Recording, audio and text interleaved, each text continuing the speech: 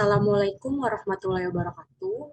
Kami dari kelompok 1, yaitu kelas dari Ilmu Perancangan Perundang-undangan Lokal F, yang dimana yang diampu oleh Bapak Dr. Ahmad Asin Tohari SHMH, selaku dosen Ilmu Perancangan Perundang-undangan dari Fakultas Hukum Universitas Pembangunan Nasional Veteran Jakarta.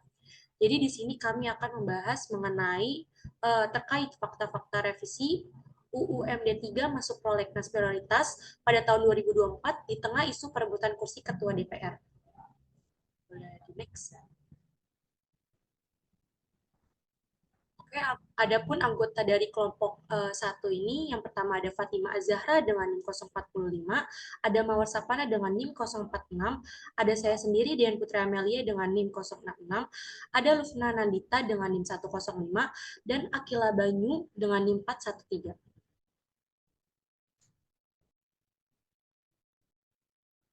Latar belakang dari permasalahan ini, di mana di tengah kontroversi seputar perebutan kursi ketua DPR, revisi UU MD 3 atau Undang-Undang tentang MPR, DPR, DPD, dan DPRD telah muncul sebagai topik penting dalam politik dan hukum di Indonesia. Hal ini merupakan bagian dari program legislasi nasional atau prolegnas prioritas pada tahun 2024.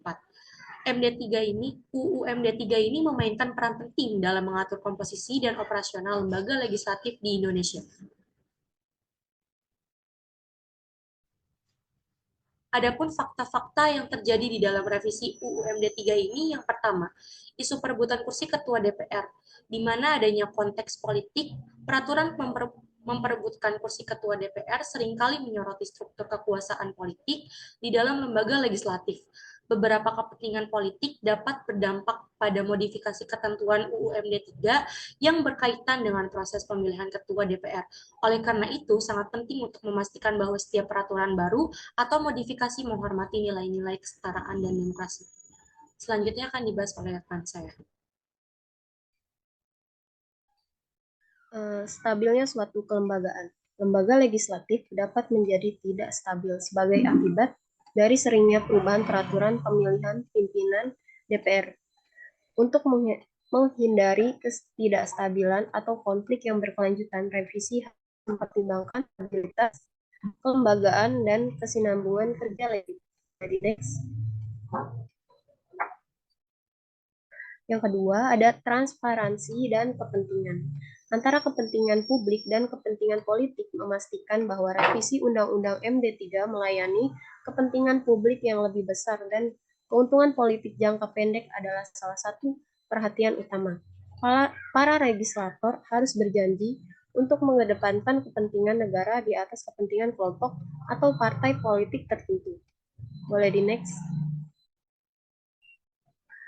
Proses legislasi yang transparan membangun kepercayaan publik. Selama proses revisi membutuhkan transparansi publikasi rancangan amandemen, konsultasi dengan para profesional hukum, dan percakapan yang jujur di berbagai tempat akan berkontribusi untuk memastikan bahwa publik mendukung dan melegitimasi revisi ini. Selanjutnya akan dilanjut oleh teman saya. Selanjutnya yaitu mengenai bagaimana perspektif ilmu dan perancangan peraturan perundang-undangan terkait dengan fakta revisi dari Undang-Undang MD 3 ini.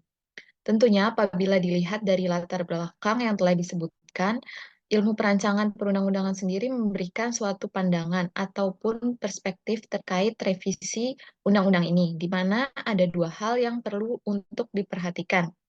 Yang pertama yaitu perlu adanya suatu kepentingan dari rencana revisian undang-undang ini. Terdapat kebutuhan yang mendesak untuk memperbarui peraturan untuk mencerminkan dinamika kelembagaan dan politik terkini. Sebagaimana dibuktikan dengan adanya urgensi dan persyaratan hukum untuk amandemen Undang-Undang MD 3 dalam program legislasi nasional atau prolegnas. Hal ini dapat berkaitan dengan penyederhanaan proses pemilihan pimpinan DPR, pengendalian hak dan tanggung jawab anggota DPR, serta respon terhadap peristiwa politik dan hukum di seluruh negeri. Selain itu, juga perlu adanya partisipasi ataupun kontribusi dari publik untuk menjamin bahwa perubahan secara akurat mewakili kepentingan dan tujuan masyarakat. Proses perancangan legislatif idealnya melibatkan banyak peserta untuk mencegah klaim bahwa perubahan itu semata-mata untuk kepentingan kelompok tertentu atau pihak-pihak tertentu. Transparansi dan akuntabilitas sangat penting dalam proses revisi undang-undang ini.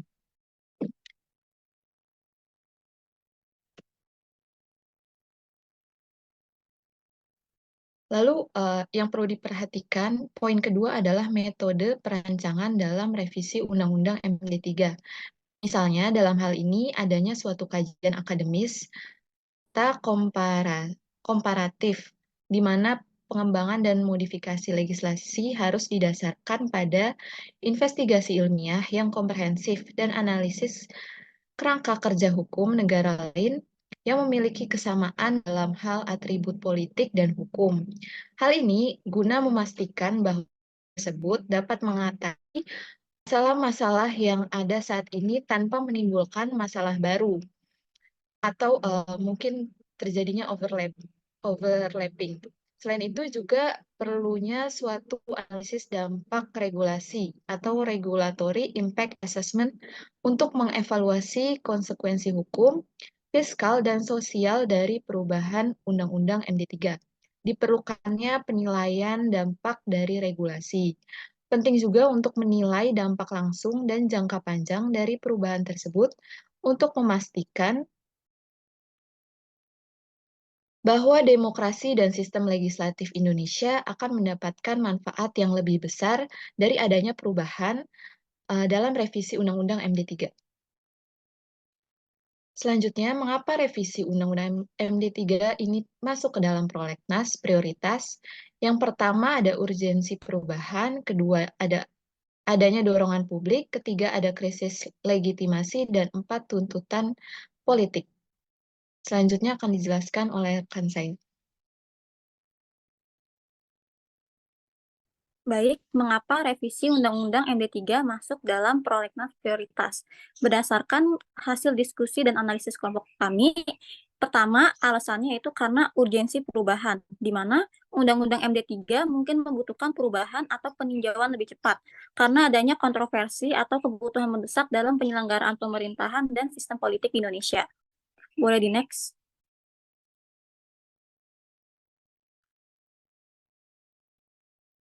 Selanjutnya, adanya dorongan publik, di mana isu-isu yang berkaitan dengan Undang-Undang MD3 mungkin terdapat perhatian yang besar dari masyarakat dan mendorong pemerintah serta DPR sehingga bertindak lebih cepat dalam membuat perubahan.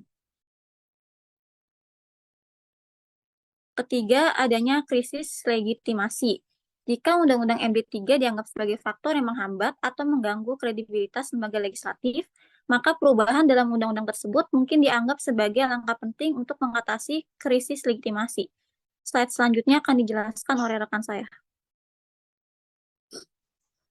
Izin melanjutkan. Yang keempat ada tuntutan politik. Partai politik atau kelompok kepentingan tertentu mungkin mendorong perubahan dalam UU MD3 sebagai bagian dari agenda politik mereka. Dan ini bisa menjadi tuntutan politik yang harus segera direspon oleh pemerintah daerah dan DPR. Revisi UU MD3 termasuk dalam prolegnas prioritas dikarenakan perubahan di dalamnya dianggap penting untuk meningkatkan transparansi, akuntabilitas, dan kinerja lembaga legislatif. Hal ini mungkin termasuk dalam agenda reformasi untuk memperkuat sistem demokrasi dan tata kelola pemerintahan yang lebih baik di Indonesia. Oke, baik. Mungkin sekiranya itu saja tanggapan serta analisis dari kelompok kami. Kurang lebihnya mohon maaf. Wassalamualaikum warahmatullahi wabarakatuh.